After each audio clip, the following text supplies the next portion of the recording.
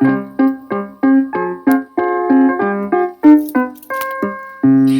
bitter captain once set sail, seeking vengeance on a whale. He could not rest till he could boast he'd slay that huge slippery ghost. A ship was sacrificed, it seems, to her mad captain's twisted dreams. Let the survivor now relate his tale of Ahab's wicked fate.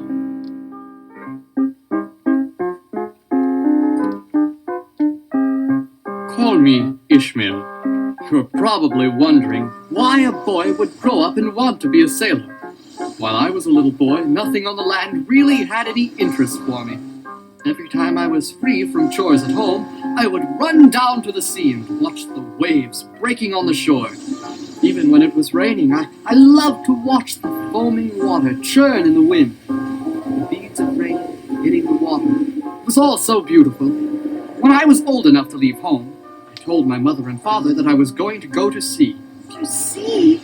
My son, when shall we see you? Well, every time the ship comes into port, I shall come home. Well, if that is what you want, I know I cannot stop you. We will miss you. And I you.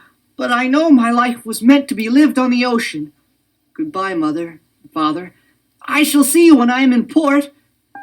I waved goodbye and put the bag with a few of my belongings in it over my shoulder and went to the dock, and to my first adventure on board a great sailing ship. It was 3 years later that I returned home. My mother and father were so different. I guess they could not get used to me, for I now wore a long beard and even longer hair, and I now wore one earring in my right ear. My son, with an earring? Well, a lot of sailors have them, Mother. Well, you have been away for 3 years. Do you want to come home and settle down now? You can live here with us. Oh, no, thank you, Father. I love the sea all the more. I am leaving again tomorrow. But you just returned home. I have signed on a great whaling ship, and it leaves tomorrow at dawn. A whaler? Oh, that is the most dangerous ship to sail on. I have heard that they stay out for years and years. Son, you will break your mother's heart if you do this. But I am a sailor, and now the sea is my home. Just think, I am going to sail into the North Sea, and then we will follow the whales down past the equator if necessary. Those are the most treacherous of seas, my son. Oh, the excitement, the danger, that is what I like. Whose ship have you signed on to sail with? I'm going to sail on the Pequod, captained by a man named Ahab. Ahab? I have heard of him. He's out of his mind. What? Why do you say this? Everyone here knows about him. He has lost more ships and men than any other captain. He is searching for something. The Great White, Father. The captain wants to kill the greatest of whales. He wants this great white whale because he battled it once and it took his leg off. He now seeks revenge for that. Oh, he's mad. I don't know of this man, and I don't like talking about him. Don't worry, Mother. I will take care of myself. Well, the morning came, and I bid my mother and father goodbye and left for the harbor. The captain's ship, the Pequod, was a beauty. It had 4 masts, and I know it must have been a sight to see when it was under full sail. I had never met the captain before. To tell you the truth, I was a little worried and a little nervous as I walked up the gangplank and was greeted by a giant of a man. What's your name, son? Ishmael. I have just signed on board. Well, here's another young one who wants to learn about whaling. Hey, you ever sailed on a whaler before, lad? Never, but I have heard about it. Hearing about whaling is nothing compared to what actually takes place. Where's the captain? So you want to see the captain, eh? Well, Ishmael, you better listen to me. Don't be bothering the Captain Ahab. He's not the most friendliest of men. Well, I'll stay out of his way. You go down to the hold and they will get you settled into your bunk. Old Drake there will tell you what your duties are on board ship. I went below and found it filled with sailors. They were a mixed lot. It looked like there were sailors there from every part of the world. I noticed in one corner an Indian with black spots tattooed on his face. I had heard of Indians, but I had never seen one before. He was a fearsome-looking fellow, and I was surprised when I was told to bed down right next to his bunk. Looks like we are going to be bunking together. I no like to talk much. Well, I do. Best way to stay out of trouble is to look with eyes at all that happens. Keep mouth closed. I'll try to remember that.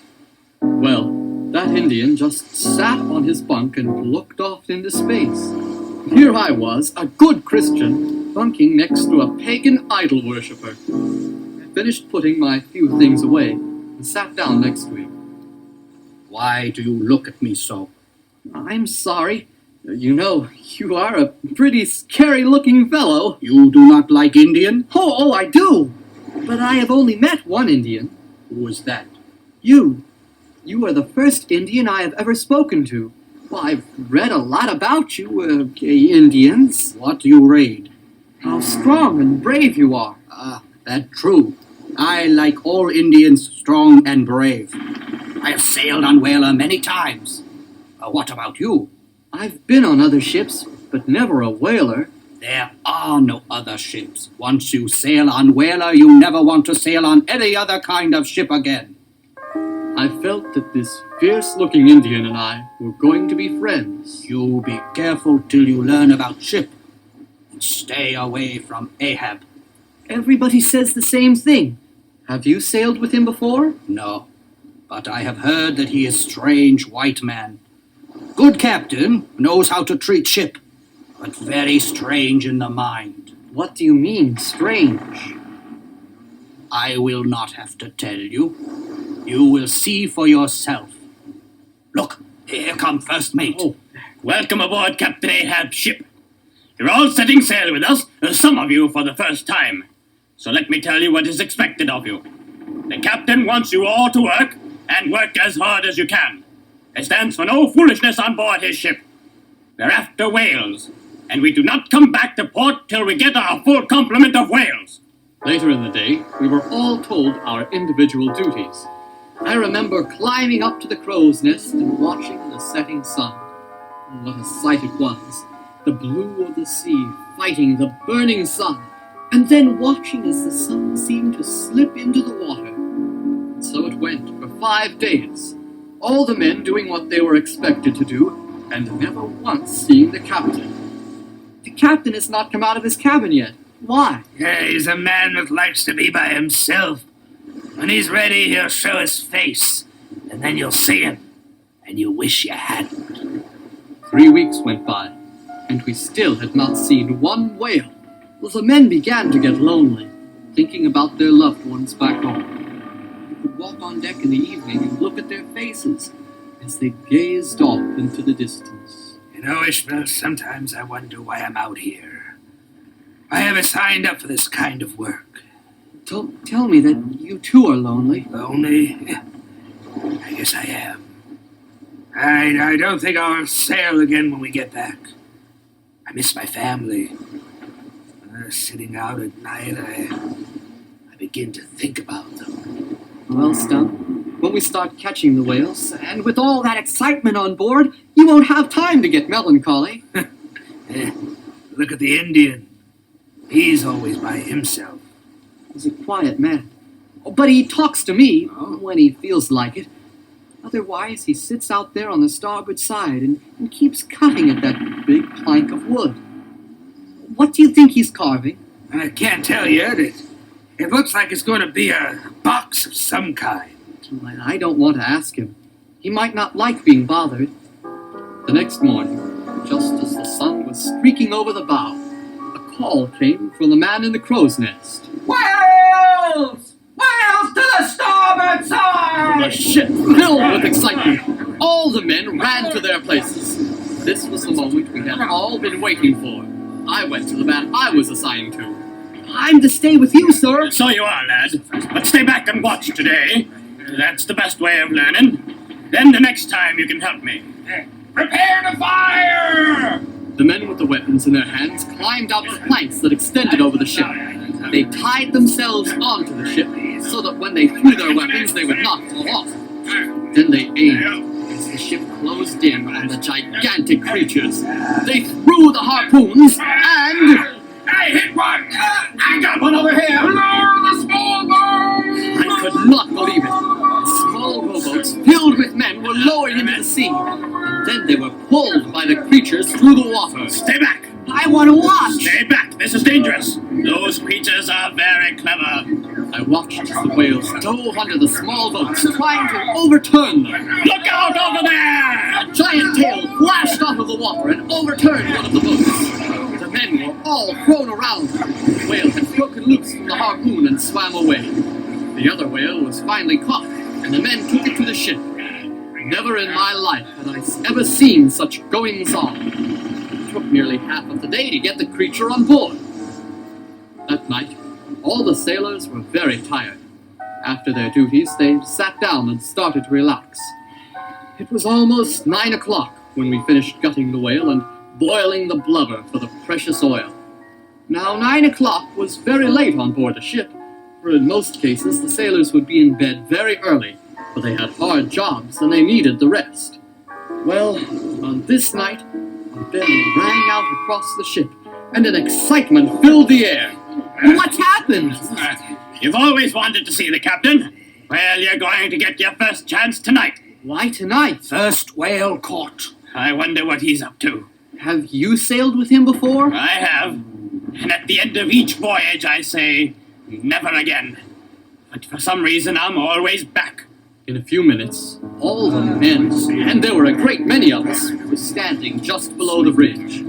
I could tell that all the men were a little nervous, for they were now going to see the captain for the first time this voyage. He'll be here any minute. Soon we see our captain.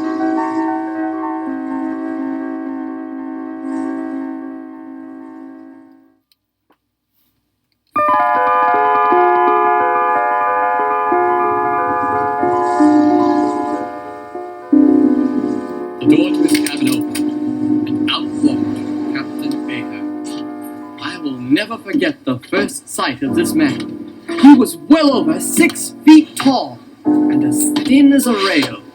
He had a beard streaked with gray, and he had one wooden peg leg.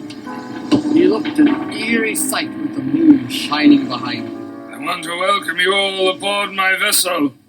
You did well today, catching and bringing in that whale. How would he know? He wasn't watching. Huh? Did I hear someone speak while I was talking? Which one of you men was it? It was me, Captain. When I'm talking to the men, no one, do you understand? No one will speak. I want discipline upon my ship. Do I make myself clear? No one said a word. Then the captain spoke again. Do I make myself clear? Aye, Captain. Well, then. Now, I'm not interested in the whale that you caught today. There's only one whale that I care about. The one whale that we shall go after and get on this journey, and we will not touch harbor until we find him. And that is the great white whale. A cold, visible shudder ran through the men. They had heard stories about the great white whale, and of all the creatures in the sea, they feared him the most. I have waited for years till I felt that I had a ship strong enough to go after him. Now at last this ship can take the punishment that whale can give. We will sail into the colder waters of the North Atlantic. That is where he was last seen, and that is where he will be. I'm certain of it. Mr. Breen! Aye, Captain. I want to see you in my cabin at once. Aye, aye. And with that, the captain turned and went into his cabin. Well, what do you think of him, lad? I don't know what to say. He is everything that the men have said he would be. And more. So much more. Why does the captain want this white whale so badly? Once, when he was young, he was on a ship like this. They spotted the whale and went for it. It was a fierce battle. All the men were lost except for the captain. But he lost something on that voyage. His leg? That's right. And ever since he has vowed to get that whale. There is not another creature in the sea like Moby Dick. Moby Dick? That's what we call the white whale. Well, I'd better go see what the captain wants. I don't want to send him into a rage. Oh, Mr. Breen, do you think that we will find him? Who knows? Old Ahab has been searching for him for years. Maybe it's only in his mind. Breen turned and climbed the stairs to the bridge and went to the captain's cabin. I heard him knock at the door, Ahab answering. Come in, Mr. Breen. I wondered what they were talking about. Well, Breen, this is what? Your 7th voyage with me? Aye, Captain, the 7th. You're the only one who keeps coming back to my ships. Why? I don't know. I have heard you talk of this Moby Dick so much, I think that I want to see him before I give up the sea. See him you will. I'll never forget when I was young and saw it. It must have been a beautiful and terrifying sight, Captain. It was. I remember this ship. It's not as large as this one. And I was much younger. I think I was about the same age as that young sailor you were talking to. Oh, Ishmael. Now, this is only his 2nd voyage. His first with you. Ishmael? Another name from the Bible. Ahab and Ishmael. You were saying, Captain, that when you were young you first saw the whale. I was 20 when we tried to capture him and I lost my leg, Mr. Breen. What a sight that huge whale was, diving into the waters, the sun shining off his harpoon back, the sun glittering on the many harpoons that he wore like battle scars. Never was there a creature like this in the sea. And on this trip I will have my revenge on the white devil for taking my leg. I will get this whale, and then I will rest for the remainder of my life in peace. But we may not see it. It was a long time ago. Do not tell me that we will not see it! It is out there in those waters, and this time it will be mine! Have you ever been on a ship that was stronger, Mr. Breen? No, Captain. I had it specially built. That whale will not be strong enough to destroy this vessel.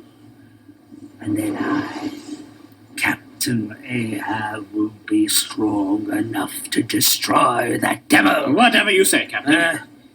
You may go, Mr. Breen. Thank you, Captain. If you need anything... Don't worry, if I need anything, I'll call you. Aye, Captain. I watched as Mr. Bream left the captain's cabin and walked down the steps to where I stood. I heard him shouting, "What's wrong?" Nothing, lad. But I think our captain is truly mad. On and on we sailed through the North Atlantic. We sailed through many storms and sighted whales many times. Sail on the port side! Get ready on the port side!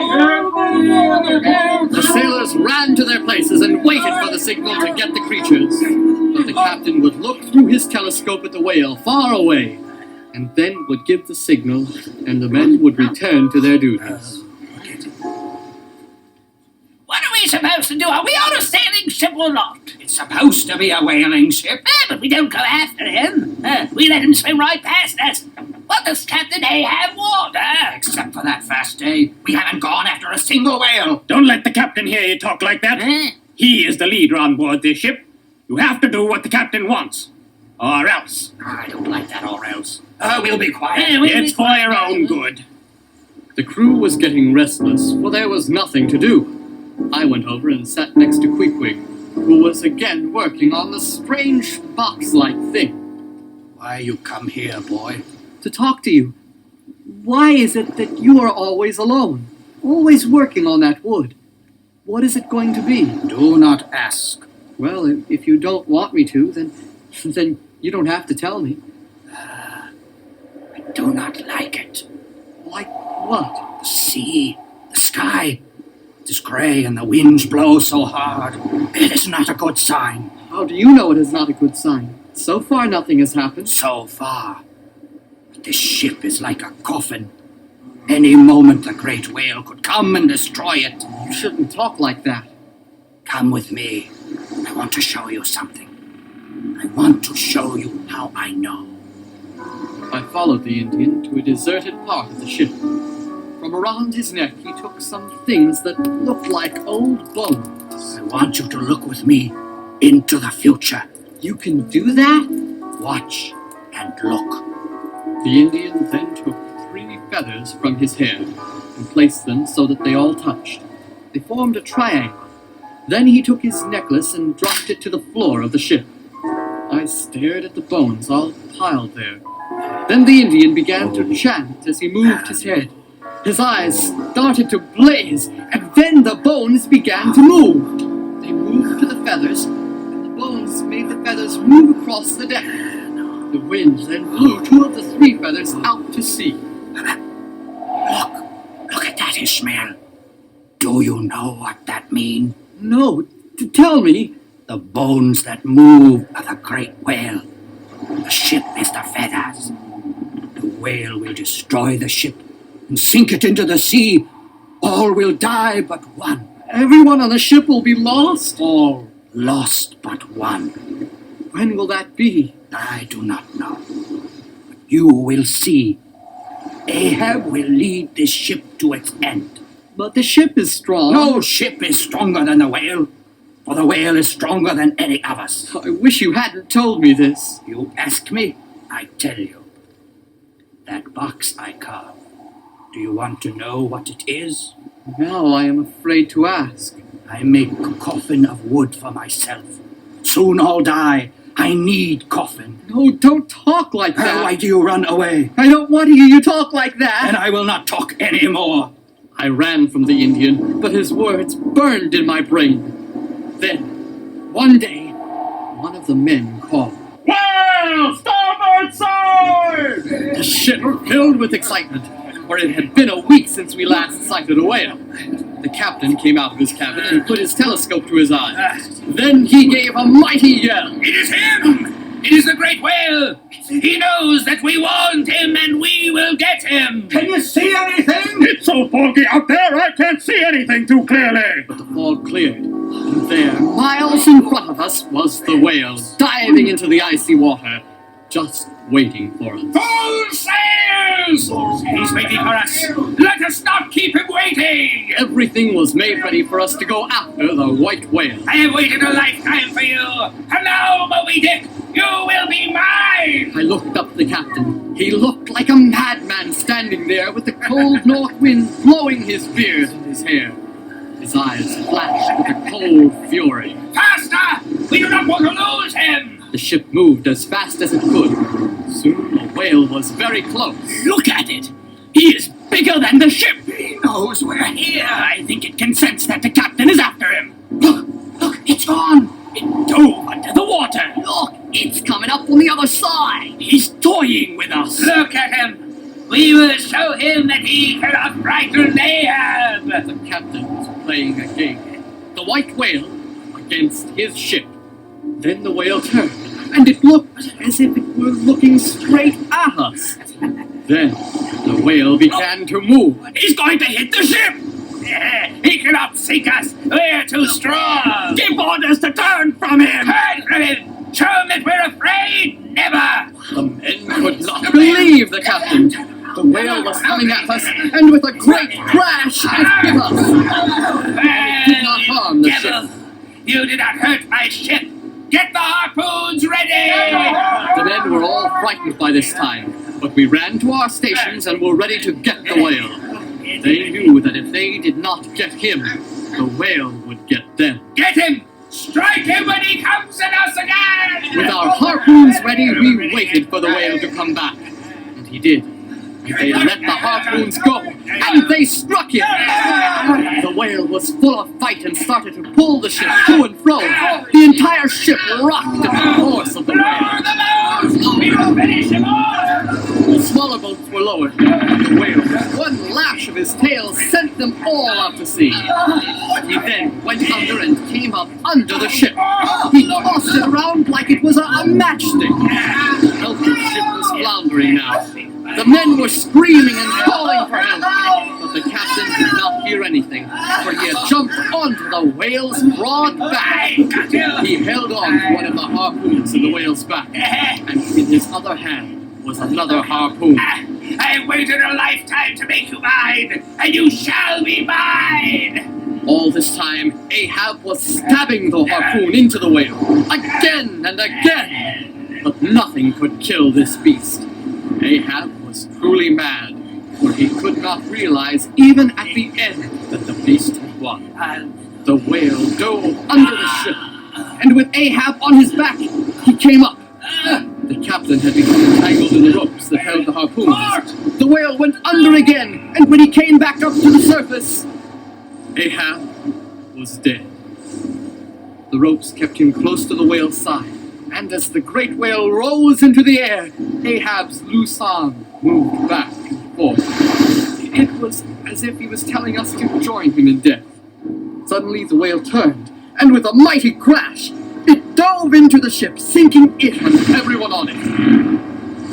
When I came to, I was resting on Queequeg's coffin. It had come to the surface, and somehow I had grabbed hold of it. The surface was calm. There was nothing. No men, no wreckage, no whale. I was alone. Only Queequeg's coffin and I had survived Ahab's madness. The whale had won. By some miracle, I was rescued and returned to my home.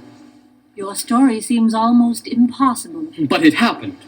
Will you ever go back to the sea? No, I gave it up. I was lucky that time. The next time I might not be so lucky. And all that your Indian friends said came to pass. Everything. I was the only one to survive. Has anyone ever found this great whale, this Moby Dick? No. He's out there, waiting for someone to be foolish enough to do battle with him. All I know is that there will never be a man smart enough and a ship strong enough to fight the great white whale, Moby Dick.